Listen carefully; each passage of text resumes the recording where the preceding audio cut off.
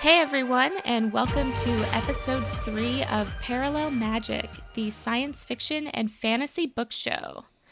I'm Kate, joined as always by my co-host Jonas Lee. How's it hanging, Jonas? It's going good. It's Thursday, and nothing beats Thursday because the next day is Friday, and then it's off and to the races for the weekend. So I'm good. How about yourself? I'm doing well also. And I'm going to go ahead and embarrass you Okay. because tomorrow isn't just any old Friday. It is, in fact, your birthday, isn't it? That it is. So anybody listening to this, it was a while ago, but you can posthumously congratulate me on being born. But yeah, I will be turning the 10th anniversary of my 29th birthday tomorrow. Oh, I love that phrasing. I do too. It makes me feel young. Very nice.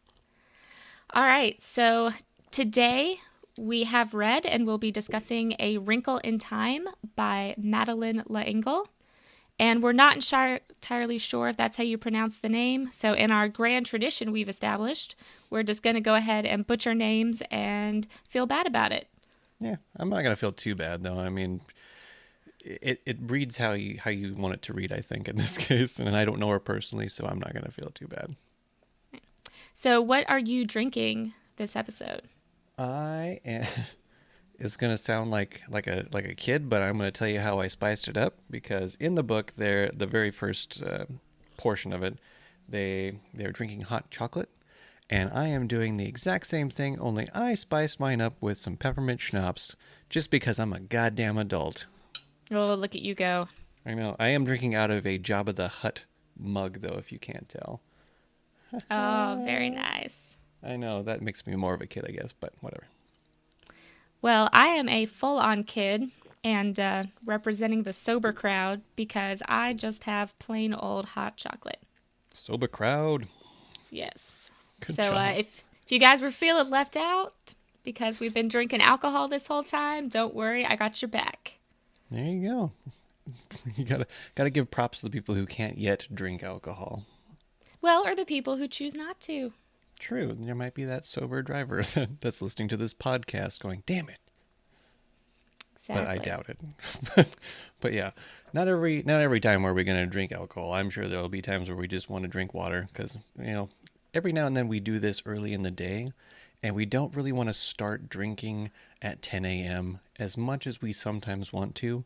We're gonna have to pass on it every now and then. Yeah, I hear that's not a good idea. No, you can only like break that seal after the noon bell whistles, I think. That's the general rule. Alrighty, so let's get into A Wrinkle in Time. Do you have a book description for us? That I do. I shall read it as always from our good blurb on Goodreads. And it goes something like this.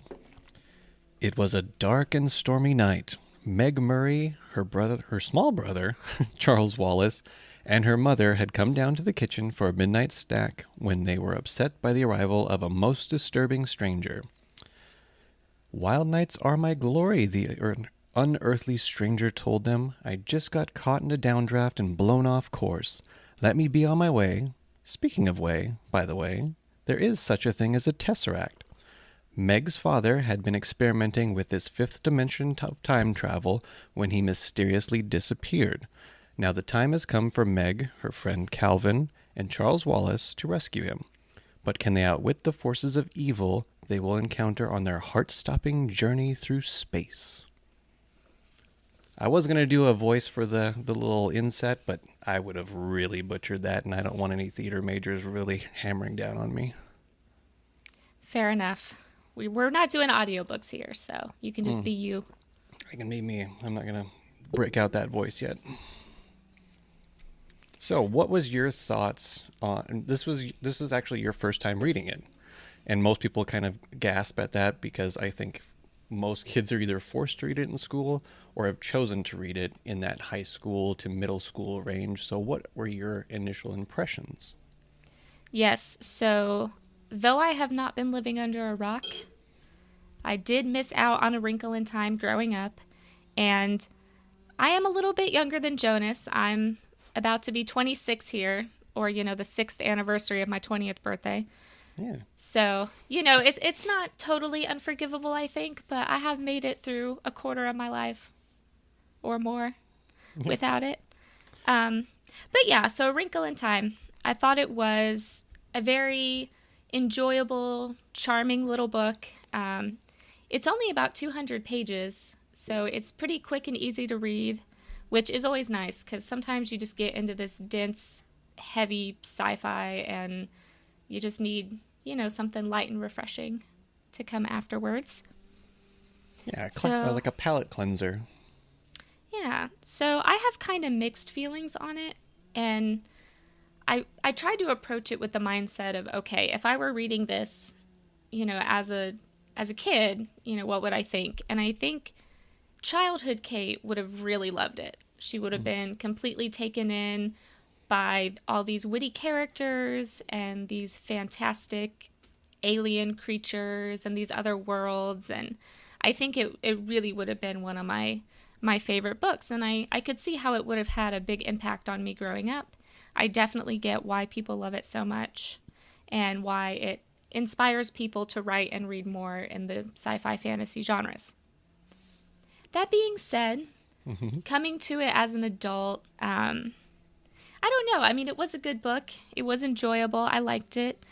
But there were some things that felt a little bit over the top to me, I guess.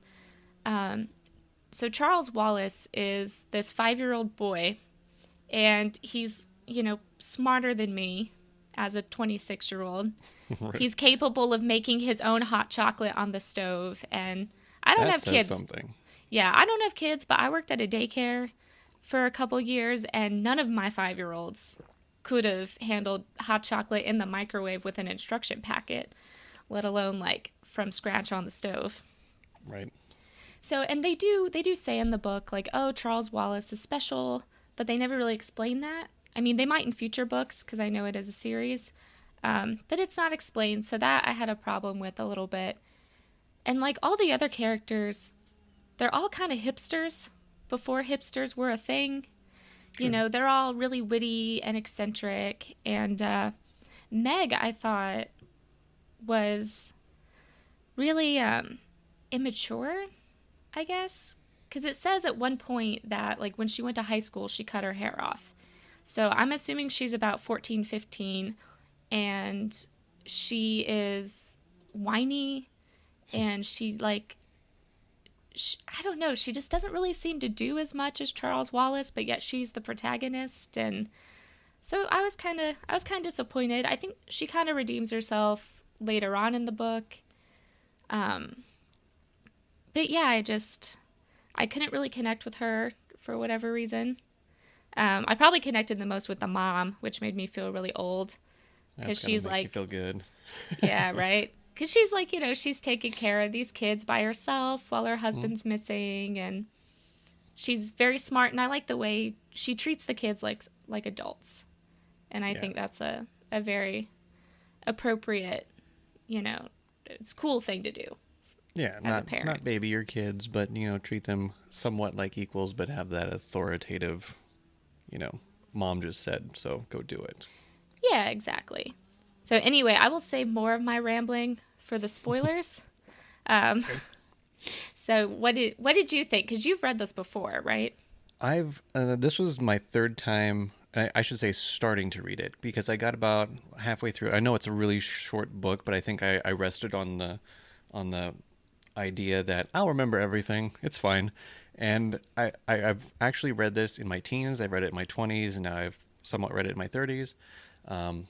Reading in my 30s and kind of going over just the little sections that I did, because I was like 70 pages into it, and then a lot of it started coming back, and I would just kind of skip around and remember it. But much like what you said, the teenage version of me absolutely loved this book. It was my favorite of all time at that time. Going into my 20s when I read it again and then again in my 20s, I kind of went, this is a pretty good book. It kept me entertained. It was very fast. I mean, I read it within, I want to say like 3 days, which for me is like phenomenal.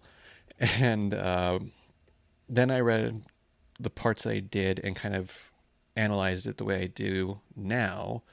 And I've read so many books in my 30s that I have to try and keep that same rubric or, metric of grading books.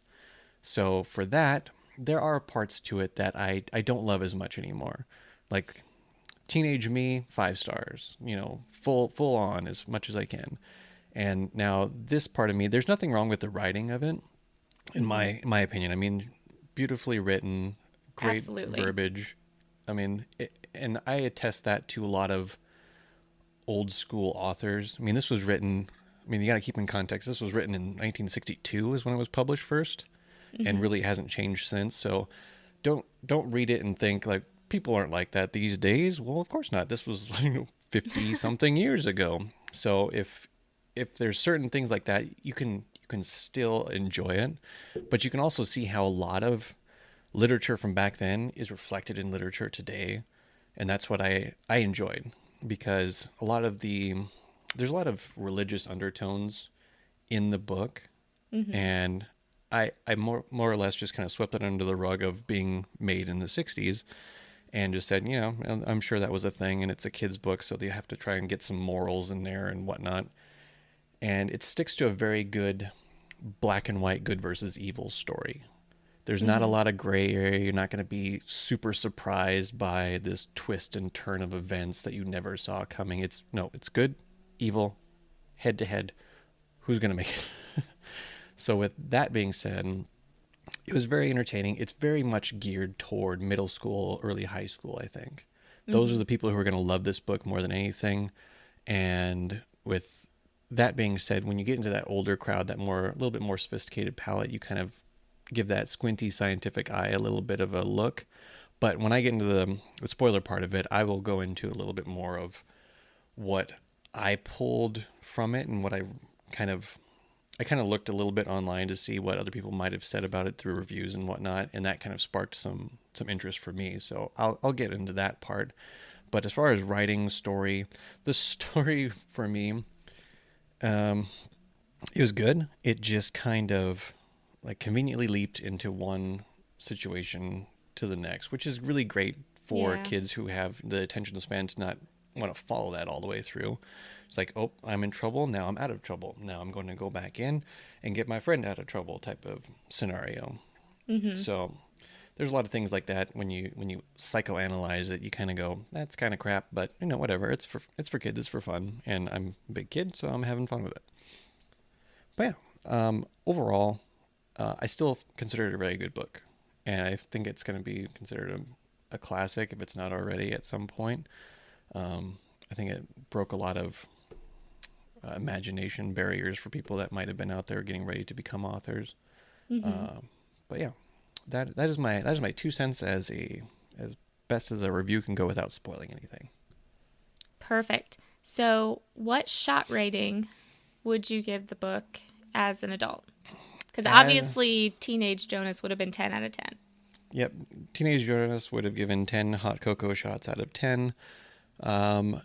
30-ish-year-old me, um, I'm really teetering between 6 and 7. I'm going to probably go 7 just because it does hold that nostalgic factor for me. And it still has very, very good qualities that you can kind of pull different things from. So I, entertainment wise, story wise, I'm still giving it a 7. 7 shots out of 10 for me. How about yourself? I'm actually going to say the same and say 7. Um, because overall, like you were saying, I think it is beautifully written. It has just a great imagination between all the different worlds and creatures. And I think the story has some very nice messages for kids. Some of them are kind of religious, some of them aren't. And, overall, I think for a children's book, you want it to have some kind of message or larger theme like that. But because I wasn't a big fan of the protagonist and some of the other characters, and I did think that at times the story was a little simplistic and a little slow, I'm going to go 7. I think childhood or teenage Kate probably would have been like a 9 or 10 up there, but Yeah. unfortunately, we will never know. We'll never know. Because So we can childhood only Kate did not read speculate. this book. No, she missed out. She missed out. What, your off question, what did childhood Kate used to read? Ooh, I loved Harry Potter and Lord of the Rings, like a lot of people of my generation. I think my favorite novel was called The Goblin Wood by Hilary Bell. And I don't know that anyone else has ever heard of it, but it was basically like this witch who, I don't even remember, she was in the woods with goblins and it was cool. I don't know. I like witches. Self-explanatory in the title. Yeah. Well, So. that leads a lot to what grown-up Kate is writing, I guess, or wanting to write about. Yeah, we'll see. Mm-hmm. See how she does. The plot thickens. Well, All right. that being said, now is the time where if you're reading, mark this point. We're going to start getting into a little bit of the spoilers. If you haven't read Wrinkle in Time yet, you're holding out for the movie coming out, whatever your case may be, and you want to come back to it, now's the time, because now we're going to get into the depths of the wrinkles of time. Puns intended. I think that pun fell a little flat there. I'm not sure. A little ironed out. Double pun. Okay. Okay. So you don't like Meg. I can see why. She reminds me of very much a young Luke Skywalker, whiny little sumbitch that you just kind of want to be like, shut up. Please just shut up. But I'm going to throw a little challenge back to you on this one and say, if you analyze some of the aspects of the book, Meg, when her and Calvin and Charles Wallace and her mom are all in the kitchen and they're talking about how smart she is with math, how she can do all these complex equations, and she's doing math that's far beyond, what Calvin, who I think is like a senior in high school, and she's like a sophomore, freshman, something like that. Yeah. But she's very, very good at that analytical absolutes, the scientific methods. But when she's quizzed about, geography and English and this kind of stuff and that kind of stuff, she's very like, I have no idea. That's not where I'm good at.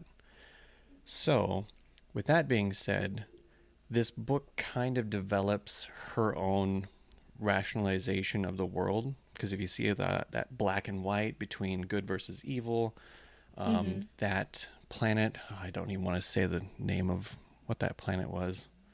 God, what was it called? Something Camazotz? Yeah, something like I that. remember. Science. We'll just keep fiction butchering names. names. We'll It'll just just keep be our thing. crapping this out. The drone planet, where basically everybody's doing the exact same thing. Everything's very methodical. Everything's in time, and if it's out of time, those people have to go get reprogrammed, which in essence should be the thing that Meg loves most of all. That uniformity, that there's no deviations, that everything's going to be the same. But she sees that, and she sees the kind of the evilness that it brings with it, that lack of creativity, that lack of ambition, that lack of everything.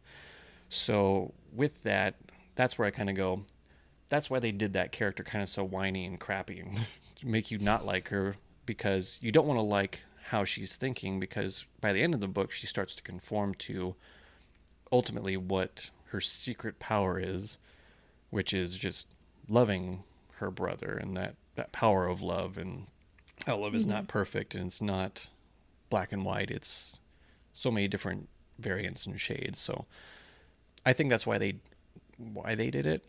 I'm going to put that out as my excuse. That's what I'm going to say first of all. Tell me if you think that's very far off. No, I don't think it's very far off. And now that you lay it out there like that, I'm a little more forgiving of her. But I don't know. I think part of my problem too, like even if we take out the whininess, was I felt like she's the protagonist, so she should be making decisions and like kind of leading the story. And instead, I feel like, I mean, she does decide to go with Charles Wallace and Calvin and Mrs. Witch to find her father. But like Charles Wallace is the one who got in contact with Mrs. Witch and was like, all right, we're going on this journey. And he's the one who, like, really, it seems like a more active character. And then Mm-hmm. the three Mrs. What is it? Which, what's it, and What's it, and who? who?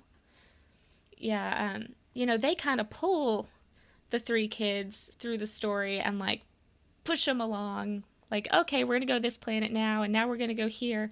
So I felt like she just didn't really have a lot of agency.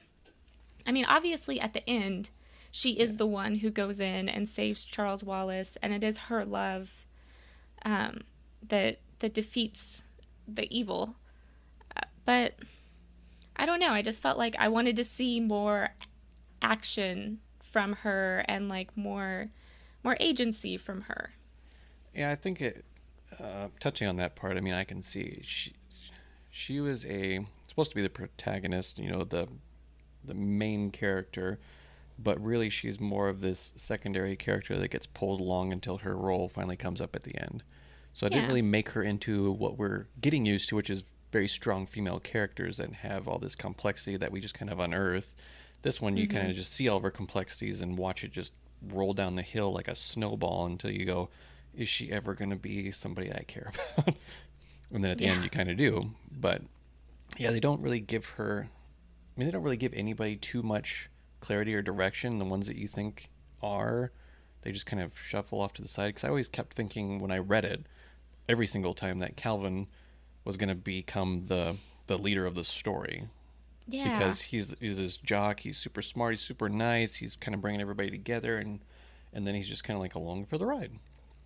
Like, oh, okay, Yeah, that really irritated me too because they were like, "Oh, bring Calvin along, Fate has brought Calvin here to join our journey and right, he has an important role to play." And it's like, "Okay, well, he kind of like provided some emotional support holding Meg's hand and yeah, he like tapped into Charles Wallace a little bit when he was taken over by the dark force." So, like, okay, yeah, Calvin kind of did two things, but, like, why is he really there?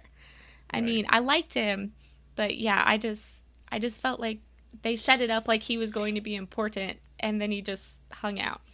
Yeah, he was just kind of along for the ride. He was just that backseat driver the entire time. Where I kind of went, okay, what's he gonna do? He's gonna have like a superpower, right? No. Oh, well, all right. I think it was like the they tried to push a little bit of that romantic fervor out there without ever making it romantic fervor because it's kids and Mm-hmm. whatnot. But you have teenage girls who are probably the ones that are starting to read this at that age. I mean, teenage boys, they don't really read. They probably never read up until recently, unless very, very small few is what I would probably say. Yeah. And so you want to have that, oh, there's that dreamy, jock who is now going to be in love with the ugly, quote unquote, ugly girl. Yeah.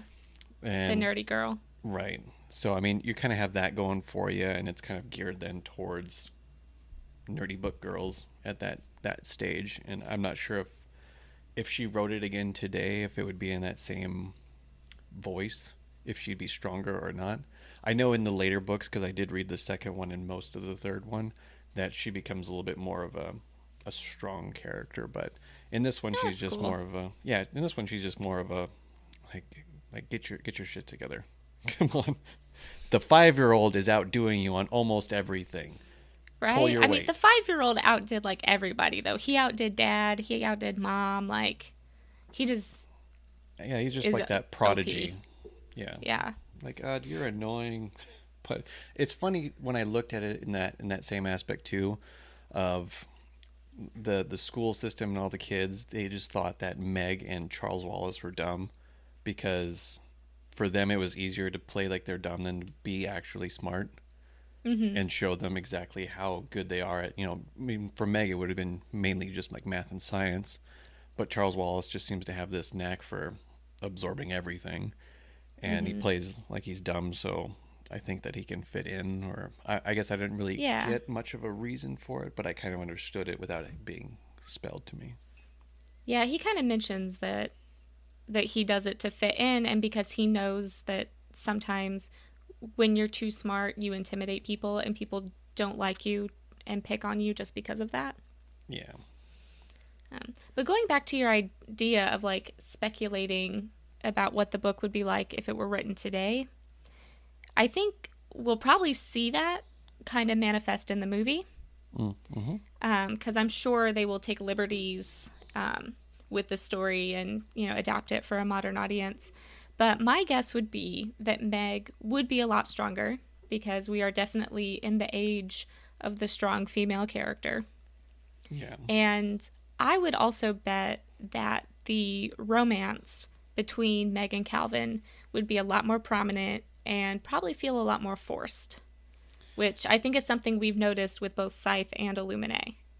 Yeah, they really want you to feel the love somehow, and even when it's not natural, they don't care because It's they all know those that somebody out hormones, there man. wants you to.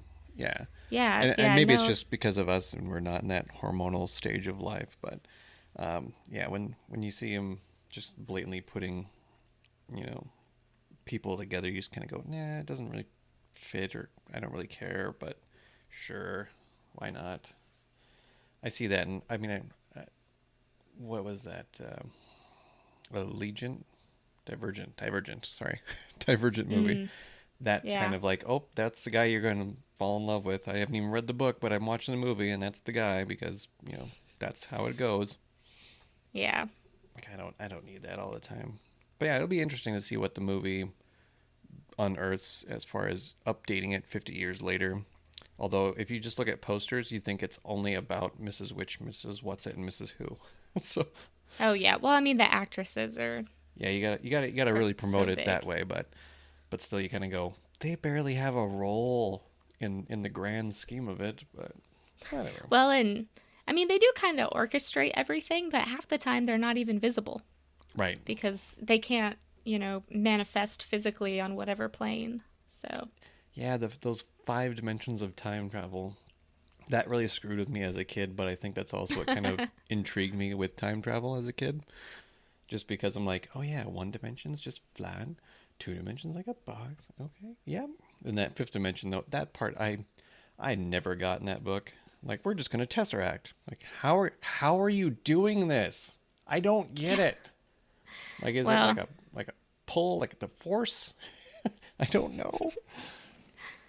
So yeah, that part always yeah. confused me. I mean, like, I will not pretend that I understood it. And if this were an adult science fiction novel, I would have really reamed on it for that because Oh yeah. the science of this was not explained at. I mean, they kind of tried to explain it as you just demonstrated, but I don't know, because it's a That's kid's book, I'm okay just like being yeah. on for the ride and That's the like only all the reason I kind of aliens. left that apart. I just kind of Yeah, went, yep, okay, kids aren't really going to be in-depth time travel analyzing everything like I am right now. But so yeah. But what right. about the aliens? The weird-looking aliens? Well, just that they all speak English. Right. I think that's just universal through every place. Like it must have like a little pamphlet, like a Rosetta Stone that they just kind of send out. Yeah, maybe. And like, all of this is to say that like not that children's books shouldn't be intelligent. And I think this book is very intelligent in that it uses a really advanced vocabulary Yeah. and the children, especially Charles Wallace again, they speak very eloquently and intelligently. Um but yeah, the science wasn't really explained and the alien communication wasn't either, but it I get it because it would have inhibited the story and the story has to be king. Yeah, has to flow. Otherwise, this under 200 page book becomes a 300 to 400 page book all of a sudden, and kids Yeah. lose interest and nobody cares then. So, yeah, we get it. We get it.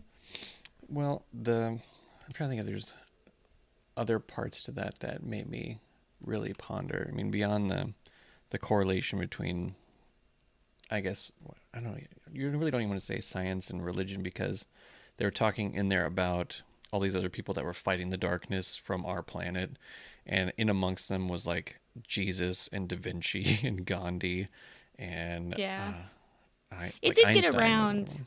Yeah, it did get around to some scientists Yeah. and So I mean, and non-religious artists, but it brought a conglomerate of people together, which I thought was interesting, but it also, I don't know, part of it nowadays has that kind of cheesy factor, like, oh yeah, Jesus and Shakespeare were just teaming up, fist bumping, going, let's go fight the darkness.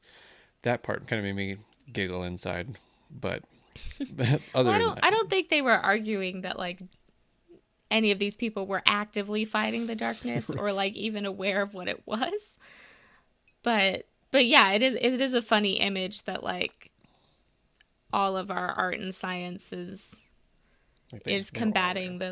this force, but symbols, Oh yeah, metaphor, they allegory, whichever. all of them.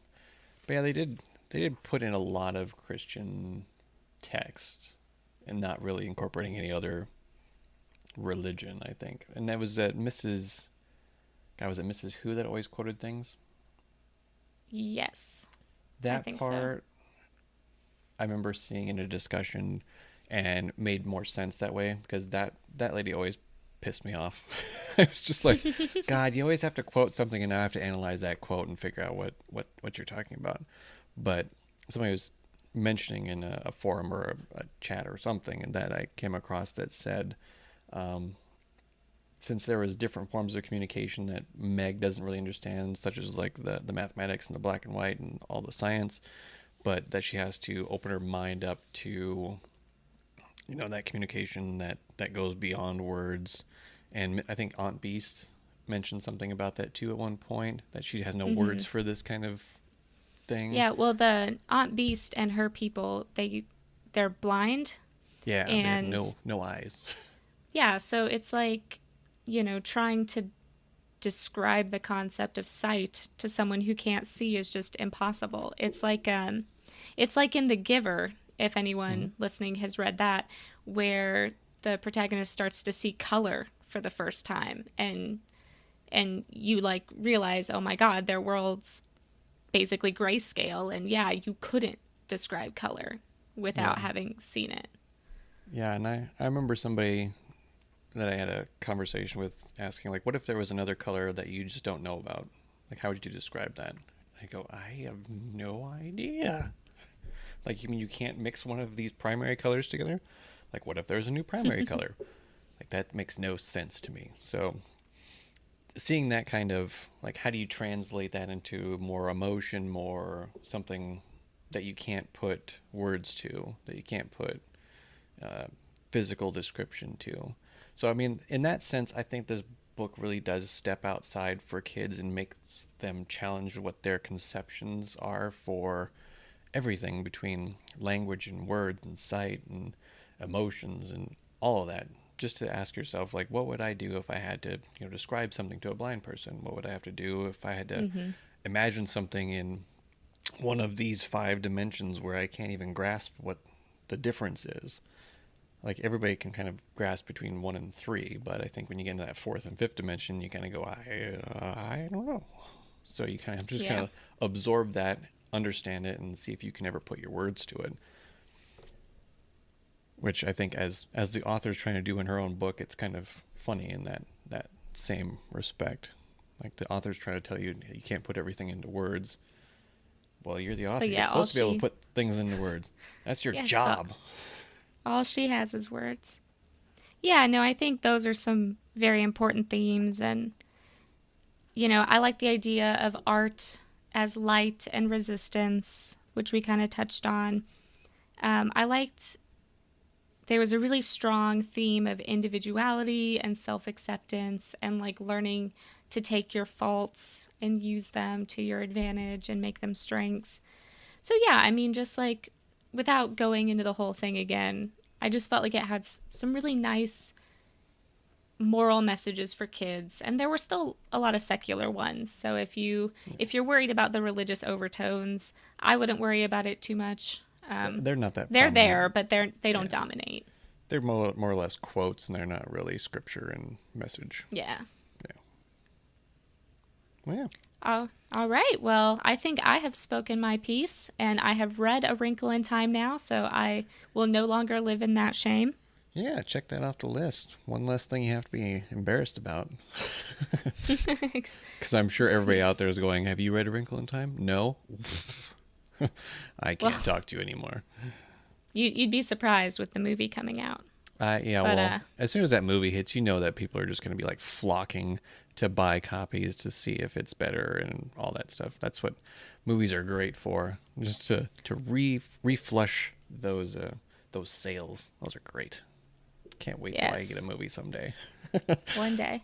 One Say, day. and speaking of comparing the movie and the book, we will actually be doing a bonus episode here in a couple weeks Mhm. where we talk about the movie and how it differed from the book and what we liked and didn't like.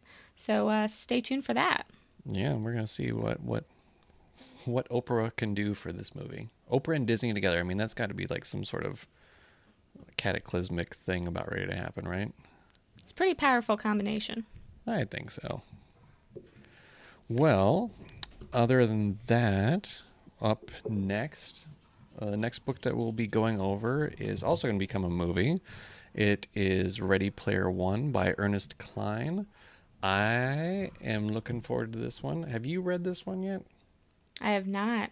If you're an 80s 90s kid, this book has got to be for you in some fashion. If you're a nerd, you're going to eat this book alive.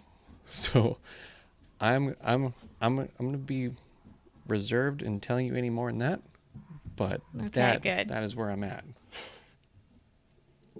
Alrighty. Well, as always, thank you all for listening. And you can learn more about Parallel Magic and listen to the episodes on our website, as well as iTunes, Stitcher, all those podcasting apps. And you can follow us on Facebook and Twitter and YouTube now. Yeah, Jonas got us onto YouTube. I'm trying to make it fancy for everybody so we can have visual and audio. Lucky us. Lucky listeners. Lucky listeners. All right, so all those links, as always, will be in the show notes. Absolutely. And other than that, all I've got is a cheers to you and to the next book. All righty, cheers.